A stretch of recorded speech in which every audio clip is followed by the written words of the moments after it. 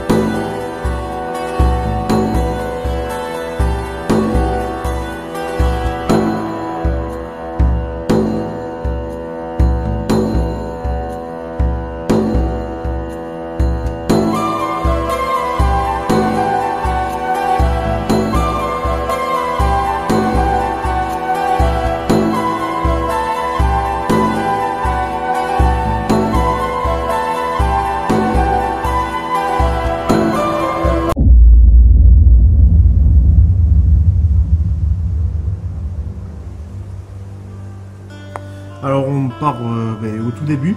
Donc la définition d'un huguenot, c'est comme je vous l'ai dit les protestants du royaume de France et du royaume de Navarre, donc sous Henri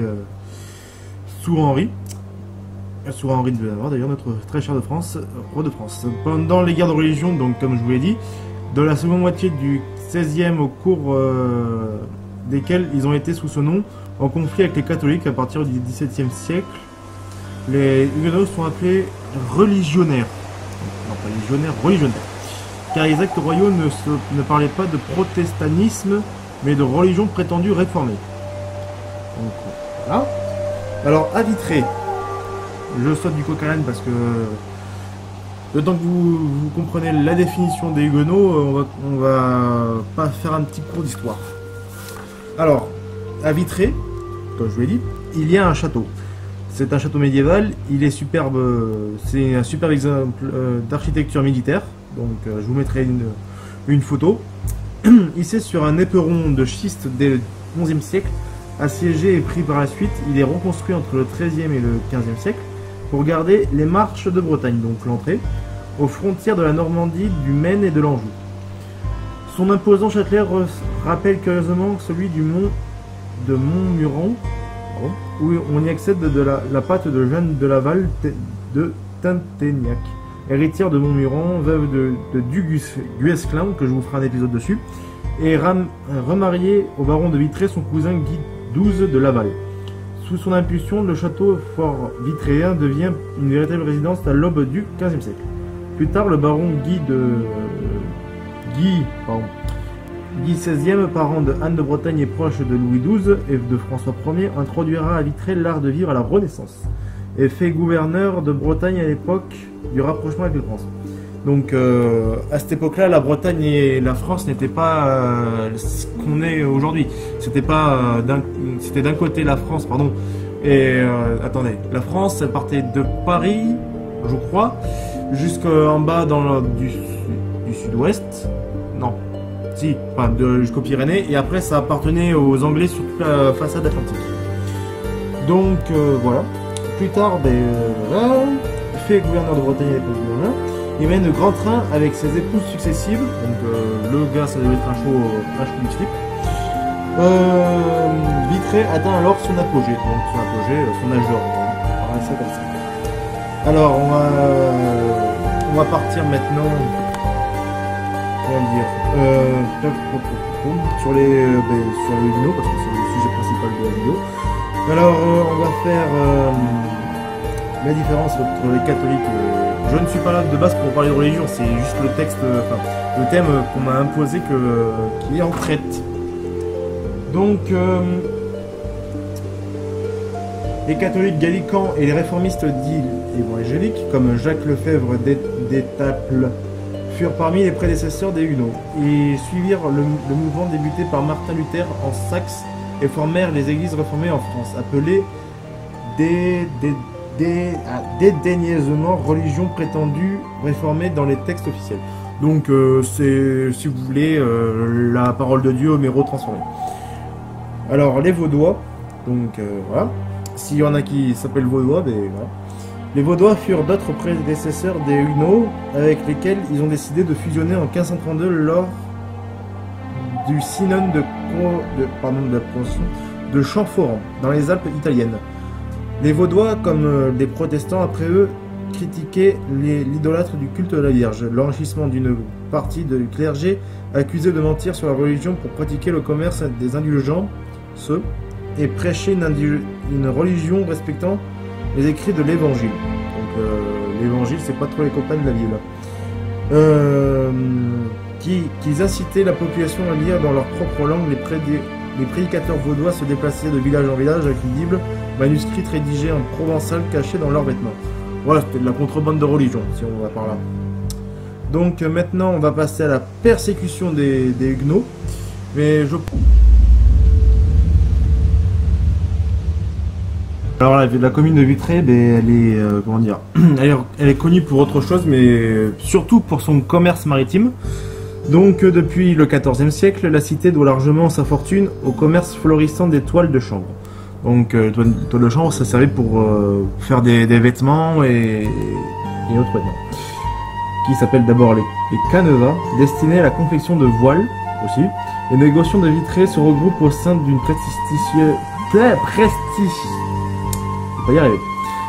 une prestigieuse, commerce florissant destinée à la confection. Les négociants de Vitré se regroupent au sein d'une prestigieuse confrérie de marchands d'outre-mer qui exportent en Angleterre, en Flandre, dans la Hanse, en Espagne et au Portugal. Et puis jusqu'en Amérique du Sud aussi. Les rues s'embellissent d'hôtels particuliers, de belles maisons en pan de bois. L'opulence est prégnante. La chambre aussi Henri IV, notre très cher roi donc, qui déclare en visite, après la signature de l'édit de Nantes en 1588, ventre 5... Attends, faut comprendre. Ventre 5 gris, si je n'étais roi de France, je voudrais être bourgeois de Vitré. Ouais, ben mon pote, t'as pas si bien dit, hein. Le temps passant, le Vitré médiéval inspire les romantiques tels que Victor Hugo, qui éprouvent, d'après ses mots, le bonheur de voir une ville gothique entière et complète et homogène. Donc voilà. Mais vous allez me dire, mais Corentin, tu t'éloignes du sujet, les Huguenots, tout ça, qu'est-ce que ça devient? Patience, patience, jeune, patience. Donc, maintenant, on va passer à la réforme. Vitré est aussi reconnu sous le berceau de la réforme en Bretagne. Justement, on va en parler des Huguenots. Et vous allez voir que ça a mal fini, parce que je vais vous raconter tout ce qui s'est passé dans les moindres détails. Certes, je vais pas respecter le format des 10 minutes comme prévu.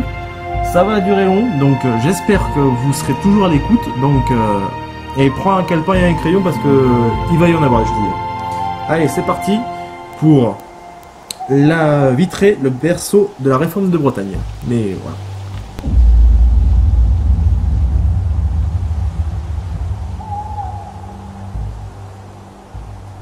Alors, le berceau de la réforme de Bretagne.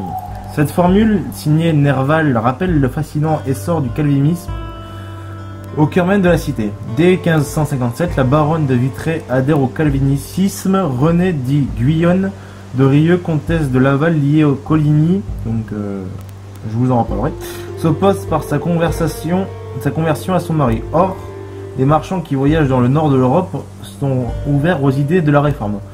Une église protestante se constitue le culte libre, et Vitré devient une forteresse hugonote à la veille des guerres de religion. Donc, comme je vous en ai parlé, le massacre de la Barthélemy, ça en fait partie.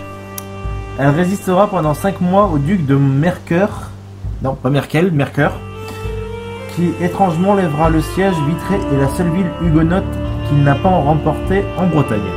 Eh ouais, tu t'es fait enculer mon pauvre. Allez, maintenant je vais vous parler de l'exil, enfin pas de l'exil, mais vous savez quand tout le monde part, enfin bref, Je vais vous en parler du sort qui a été réservé aux protestants et qu'est-ce qu'ils sont devenus, et puis voilà.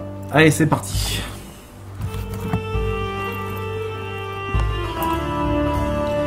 Alors, en France, non, les Huguenots ont connu durant près d'un siècle des vies de persécution. La mise en place s'est fait tout d'abord par les dragonnades dans les années 1680.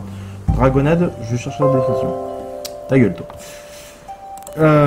Puis l'influence de l'église catholique a été telle que l'État dirigé par Louis XIV à l'époque a officialisé la persécution par la révocation de l'édit de Nantes en 1685. Dès lors, la répression fut d'autant plus sévère. Torturés, emprisonnés, tués, massacrés, bref, mis au banc de la société, de nombreux Huguenots ont été obligés de fuir. Donc on compte plus de 200 000 exilés quand même, dans des terres étrangères plus hospitalières selon le principe Cujos Regios et Jus Religio du latin. Ces pays, Angleterre, Hollande, ah oui d'accord, État protestant du Saint-Empire romain germanique, Palatinat, Brandebourg, Wittenberg, Hesse par exemple. Plus tard les États-Unis aussi, Afrique du Sud, etc. selon appelé le pays refuge. La France a perdu nombre de ses milliers d'ouvriers industriels grâce à ça, bravo. Pourtant, la persécution continua, ce qui déclenchera la guerre des Cévennes, une guerre de partisans menée par un petit peuple désormais privé de pasteurs. La tolérance ne fut pas rétablie qu'en 1787 avec l'édit de tolérance de Louis XVI, marquant ainsi l'arrêt de la persécution des Huguenots, puis en 1789, aux enfants de la patrie, c'est la Révolution française, accorde la liberté de religion, la publication des articles organiques par Napoléon Bonaparte, Napoléon Ier en 1801, confirme la liberté de religion. Le catholicisme ne sera plus une religion d'État, mais est reconnu comme celle de la majorité des Français. Donc voilà. Ensuite, pour finir, donc pour l'historien Patrick Cabanel, les traces de la persécution dont ils ont été victimes en France sont encore constitutives. L'identité même des Huguenots. Le Huguenot et le protestant par l'origine, le passé de persécution, la formation intellectuelle voire psychologique, le fait minoritaire, ce poids de l'histoire est particulièrement au protestantisme français. En Europe, victime d'une persécution déchaînée contre lui par l'un des plus puissants de l'État du temps, qui n'a connu d'équivalent en Europe qu'à l'encontre des conventaires écossais ou au XXe siècle contre les baptistes dans l'URSS de Staline. Donc les amis, je sais pas ce que vous en pensez, mais moi pour faire cet épisode j'en ai chié parce qu'il fallait que je trouve vous facilite un peu le travail pour les définitions. Bon bref, j'espère que ça vous aura plu. Si c'est le cas, n'hésitez pas à liker, à partager et à commenter. Je vous ai dit de commenter, c'est pas, même si c'est négatif, vous pouvez commenter quand même. Donc voilà les amis, sur ce c'était Tintin du 24.